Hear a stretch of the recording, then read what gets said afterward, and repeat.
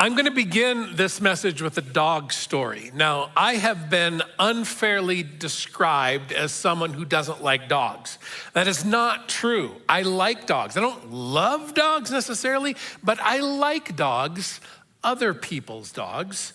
I don't want the responsibilities associated with having a dog, like the scratches on the floor and the shedding and the constant feeding and picking up the little treasures that you have to pick up all the time when you have a dog. That has been my posture my whole adult life. I have been accurately described as a little bit of a suck. In certain ways, the women in my life have control over me, certainly my wife, especially my daughter. So when we first moved to Edmonton in 2007, my daughter was 10 at the time, and she and my lovely wife conspired to badger me until I relented and we got a puppy. I agreed to have a puppy come into our home, and so a few weeks after I agreed to this lifestyle change, little Tucker arrived in our home. And Tucker was with us for a little bit more than 10 years. And when we adopted him, our intent would be that he be our daughter's dog. He was supposed to sleep in her room.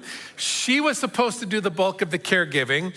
And while Tucker was devoted to our daughter, Karis, and she to him, dog people know this. Dogs, especially puppies, are especially impressionable as their brains are developing.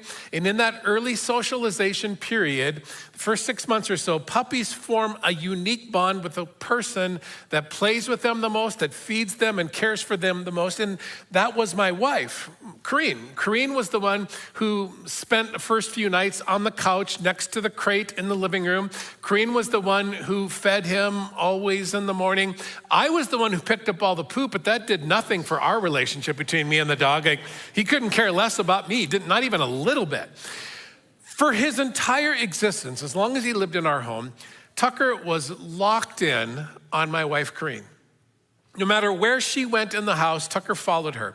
When she was gone, he would lay on his little dog mat in the mud room, the little room that connects our garage to the house. He would lay right there just waiting for her to come home, would not move. In fact, he laid there all day just waiting to hear the sound of the garage door opener engaging. And when that happened, he would jump up and start wagging his tail and getting all excited. If it were me that came through the door, the look on his face, if he could speak, was, "Oh, it's you."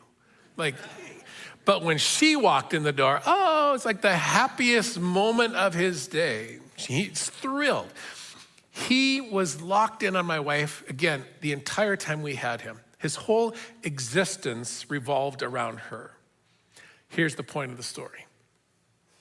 The way a dog lives is not that different from us. What I'm describing is actually the nature of life. We all organize our lives around something, a person, a value, a goal, an object. There's always something that is of first importance. There's always the primary object of our affections. And when we describe this reality in church settings, we sometimes use the word worship. Whatever we organize our lives around, whatever is central, that's what we worship, even if we don't always use that word to describe it. A couple of years ago, I read something by a pastor named Matt Stephen. And he was quoting a novelist and a professor of English and creative writing. His name is David Foster Wallace. Wallace says something interesting about being human in his book, This is Water. It's a great quote. Here's something that's weird but true. In the day-to-day trenches of adult life, there's no such thing as atheism. There's no such thing as not worshiping. Everybody worships. The only choice we get is what to worship. Now, something you should know about David Foster Wallace is, from everything I can tell, he's not necessarily a person of faith, yet here he is expressing the reality that everybody worships. The only choice we have is what we worship. I'll come back to that idea in a couple of moments. But before I do, I want to put this message, really this whole month, in some context. What we're going to do for September, we're going to frame our weekend teaching around the series title, Who We Are. September is an ideal time to remind each other, remind ourselves why we exist as a church, what we're all about, what we do, and why we do it. So if you're new to this community of faith, this is perfect for you. Because if you have any questions about what matters around here, you're gonna find out for sure this month. And if you've been part of this church for a little while, this is a great opportunity for a little reset of things, a reminder about what matters most. Now, when I say what matters most, that's a deliberate choice of phrase there because it's a value statement. This Who We Are series is intended to be a not so subtle reminder of what we value at St. Albert Alliance. And so for the next couple of minutes, bear with me as I walk you through our language, the key statements we make about ourselves here. I'm talking about our mission language and our vision language. And try to see this with fresh eyes, try to hear it with sort of new ears. So first, church, listen, our mission is this. We exist to be good news to our neighbors and beyond by practicing the way of Jesus. Now that rolls off the tongue quite nicely, but it's not intended to be particularly catchy or a little phrase or slogan. It's intended to give us clarity.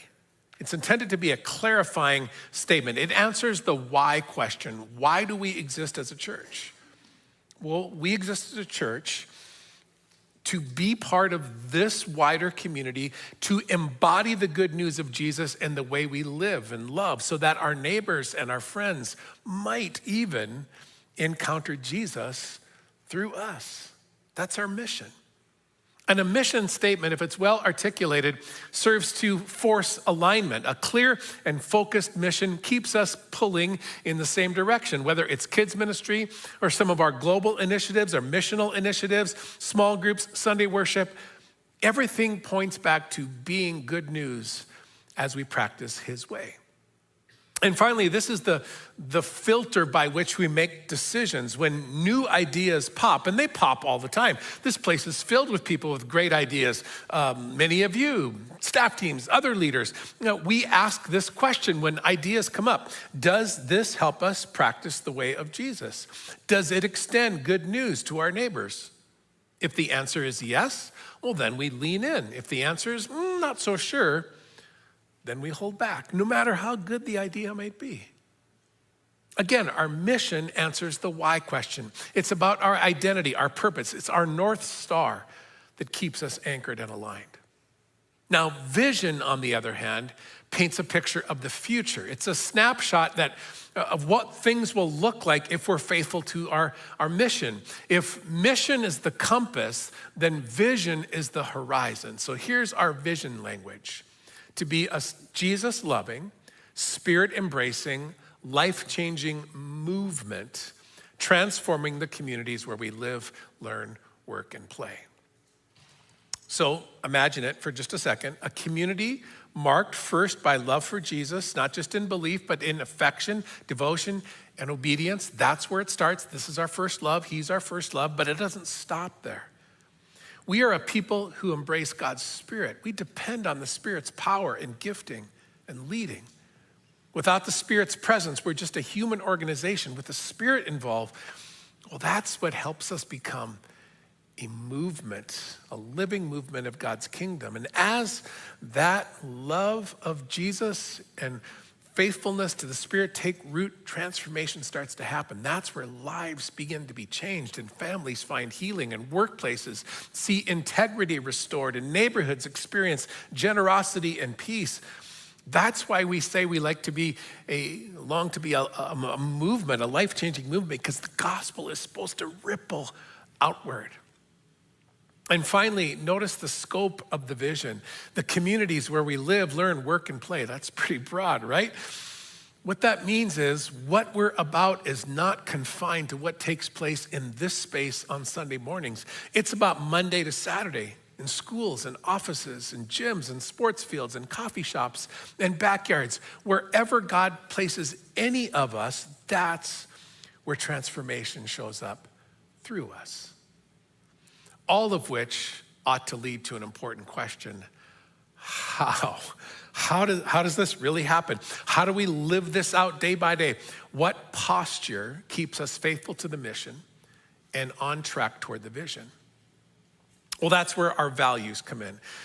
Values describe the kind of people that we ought to become if we're going to embody our mission and move toward vision. They're like the shared heartbeat of our community. And our primary overarching value is this one. We practice the way of Jesus. We listen to and we follow Jesus as the functional head of the church. There is a reason why we are beating this drum really hard this whole service. We are trying to make it really, really clear what is of first importance around here. This is the value which grounds everything. Jesus is not just our example, not just our Savior. We believe Jesus is the living head of this church. And that means our primary posture is one of listening and following, which means practically, before we rush into strategy or programs or plans or make big decisions, we start with surrender. We ask, what is Jesus saying to us? Where is he leading? Church, that's it right there. We are a Jesus church. We are striving to be people who've organized their lives around Jesus. We are followers of him. So remember, there's no such thing as not worshiping. Everybody worships. The only choice we really have is what or whom we worship. And around here, we choose Jesus. He's the object of our worship. Now, for just a few more minutes, what I want to do with the last bit of my time is challenge you for sure. A little bit of a prophetic edge in this one. I want to challenge all of you toward taking a couple of following steps. I'm not going to stretch the dog illustration further than I should, but again, following Jesus is a little bit like being laser focused on one person, like our dog on my wife. If you're someone committed to practicing the way of Jesus, listening to him as the functional head of the church, you ought to make some deliberate choices around where you orient yourself. And I want to show you a couple of examples of where we see this idea expressed in the scriptures. The Bible invites us into exactly what I'm describing in multiple places and in multiple ways. And this is the invitation to orient yourself to the person of Jesus. Here's an example from Hebrews 12. Let us run with perseverance the race marked out for us, fixing our eyes on Jesus, the pioneer and perfecter of our faith. I love that line, fix your eyes. I get that. I understand that. If any of you were ever to take a motorcycle riding course, a motorcycle safety course, one of the things that the instructor will emphasize, this is very common, is where you put your eyes matters. Motorcycle riders are taught to look at a distance, to keep their eyes very forward, not to fixate too much on what's right in front or even just right below, because you have to focus forward to be seen and to anticipate where you're gonna go. And they also teach the principle that wherever your eyes are looking, the bike naturally will follow. Your bike, it's all kind of one unit and it will go where you're looking. That's what I like to think about when I think about fixing my eyes on Jesus, because where my eyes are fixed, that is where I'm most likely to go. Then there's the time Jesus said himself, remain in me as I also remain in you. No branch can bear fruit by itself. It must remain in the vine. Neither can you bear fruit unless you remain in me. And then there's the number of places in the New Testament where the gospel writers describe Jesus as just saying to his disciples, to anybody, follow me, just get in step with me, follow my example. The Apostle Paul writes similar things in some of his letters. Here's an example from Colossians. Set your minds, focus your mind on things above, not on earthly things. I don't think it's an exaggeration to say that the loudest and clearest message in the Bible is orient your life around Jesus. Follow him and follow his teaching no matter where it leads you. Follow him despite the obstacle, no matter the circumstances. Follow him like a dog fixated on that person. Now, just in case there's any ambiguity about Jesus, I want to do a quick review of some basics. Call this a little bit of Jesus 101. Listen, before he was born, his mom, Mary, is told by God to name him Jesus. And in the ancient world, names mattered. You didn't pick a name in the ancient world because it had a nice ring to it, because it had a nice association, because it paired nicely with a middle name or a last name. There's always deep meaning attached to names. And one of the names of Jesus, Jesus himself, Jesus means he will save his people from their sins. That's the English translation. Mary is also instructed to name him Emmanuel, which means God with us. Christmas, right? We've heard this. Jesus is divine. Jesus is God who saves us from our sins. The gospel writer John puts it more poetically, roughly translated from the original Greek. John says, the promises of God became a human being. The promises of God became a human being and resided among us. The Bible's answer to the question, who is Jesus, is on one hand, simple. On the other hand, unimaginable. Jesus is God who became a human being, later crucified by the empire, which considered him a threat, but resurrected by the power of God and remains uniquely present with us in power and truth.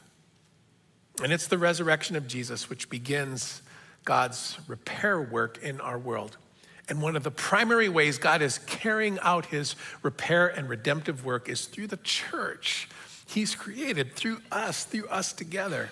And his intent is that his church becomes a diverse family who looks out for each other and makes the world better and takes his teaching seriously, with the promise being one day he will wipe every tear from every eye and renew all things. That's Jesus. That's who Jesus is. Now, if you're a little skeptical, and I'm always trying to anticipate resistance because I know in a room this size with a number of people participating, I know some of you are, I'm not sure about this. Some of you may not, just even in your hearts, I'm not buying what you're selling here.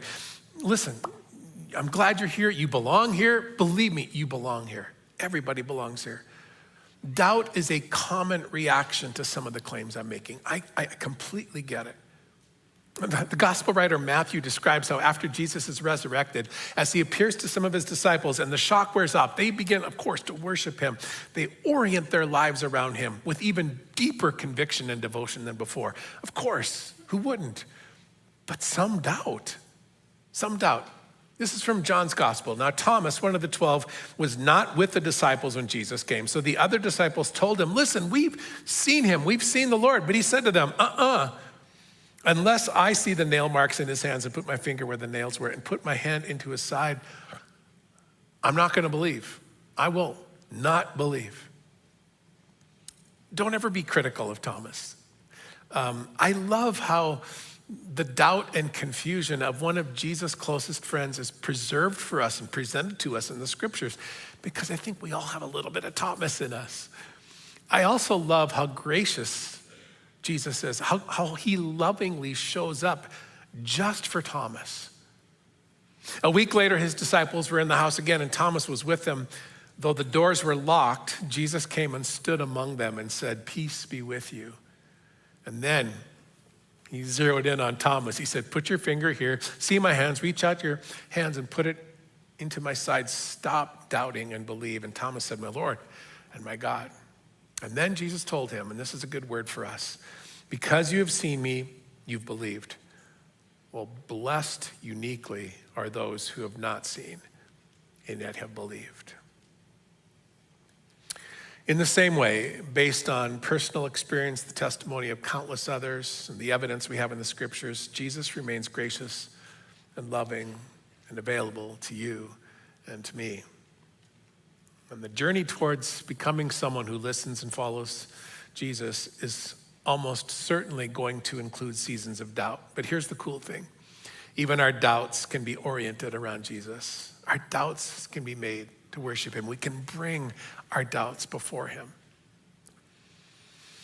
And while we're talking about Jesus, which is going to happen a lot around here, a lot of secular, even call them anti-faith historians, they see compelling evidence for the historical Jesus. And sometimes they struggle with how to react to the extraordinary reactions of the early disciples. They can't really explain how it is that this little ragtag group of people literally changed the Roman Empire. Yes, it's Christian historians that argue that the best and most logical explanation is that Jesus is exactly who he claimed to be and was resurrected by God.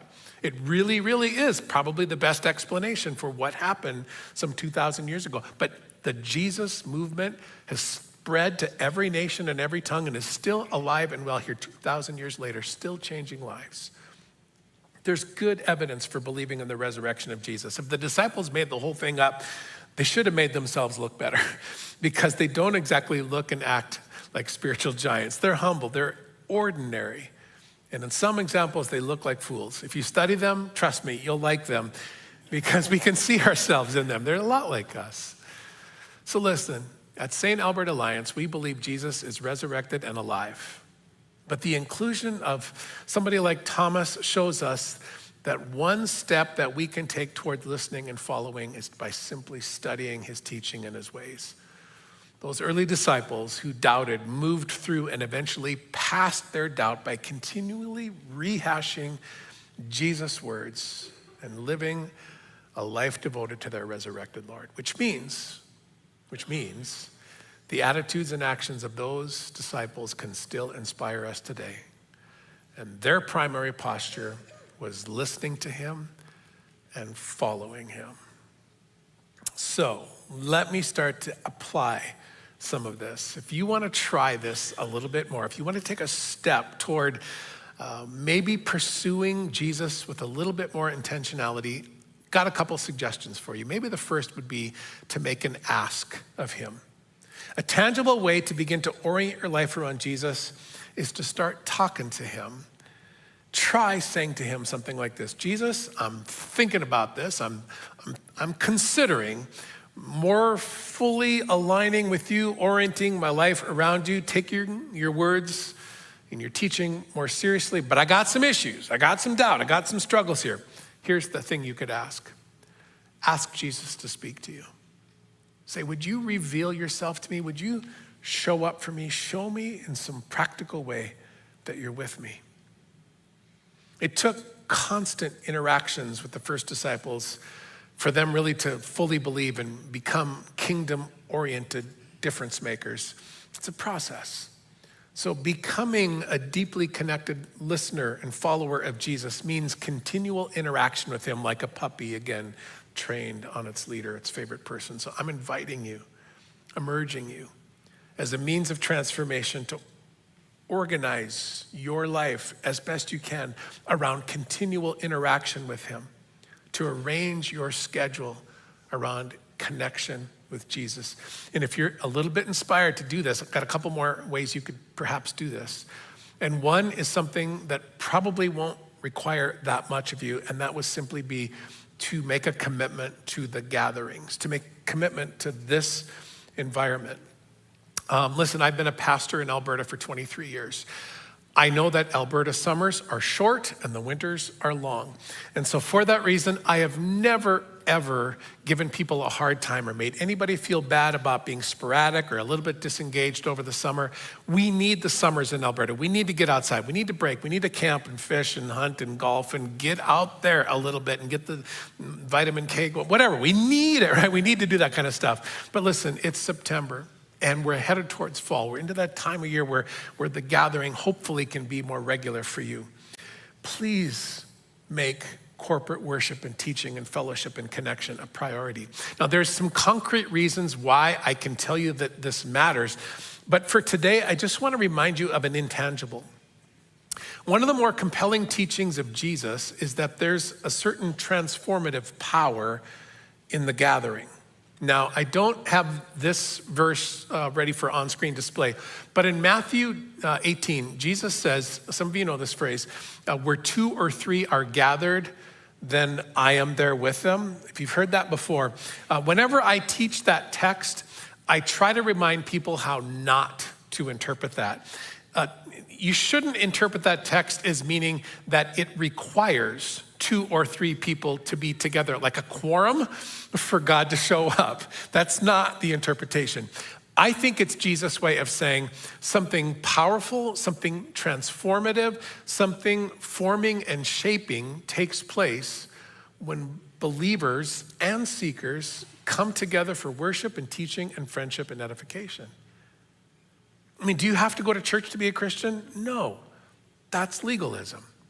Will you become someone who consistently listens to and follows Jesus if you don't engage in worship gatherings and groups and the kind of stuff that goes on around places like this? It's not as likely. So prioritize the gathering, even virtually.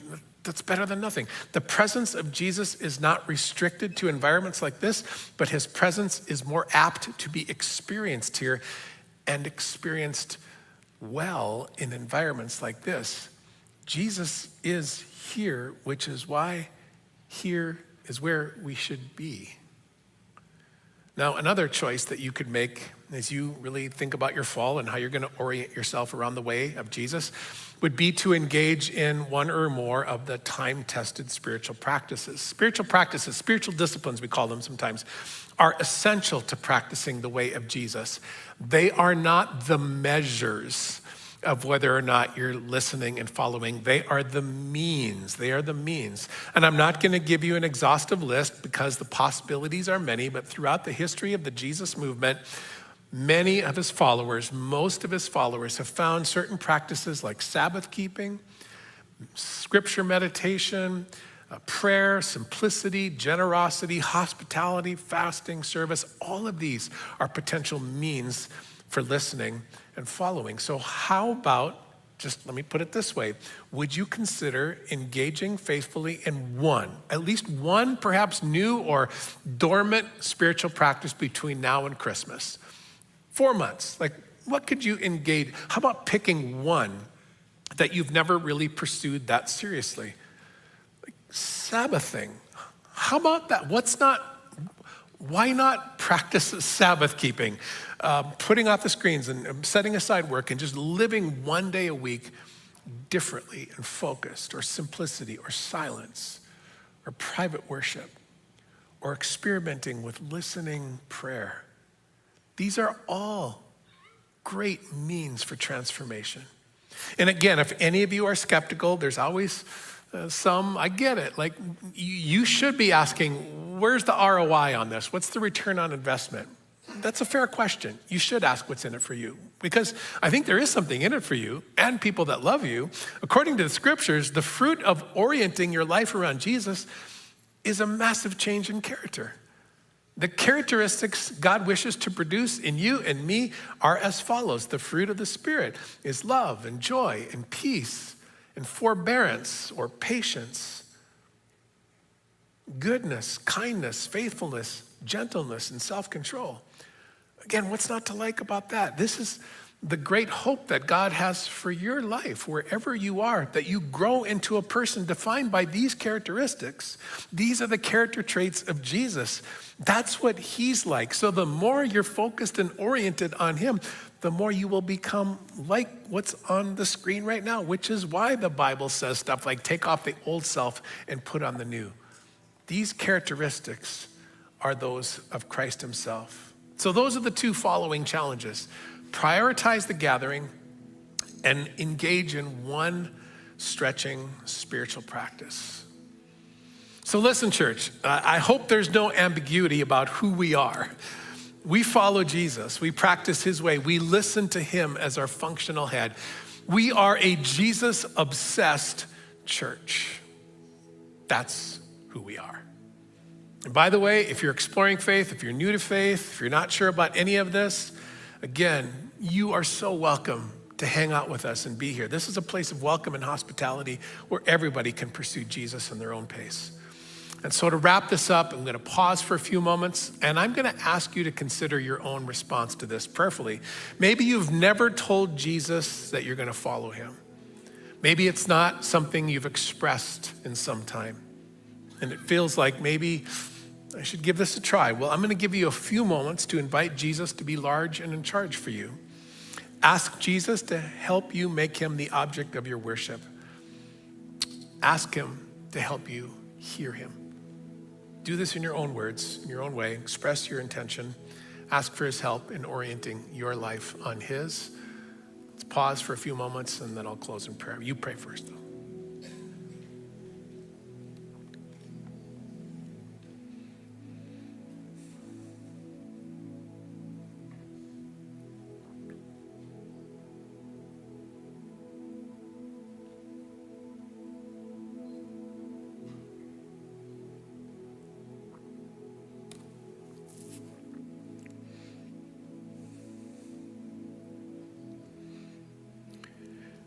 Jesus, we offer you all the dimensions of our lives, the good, the bad, the messy parts too, our doubts, our confusions, our struggles, and our pain. Help us orient all of it around you. Teach us how to listen, to hear you, to follow you. Teach us what it means to have us define our lives by your character. Jesus, we put you at the center of our lives. And on a day like today, at the center of this, your church. Amen.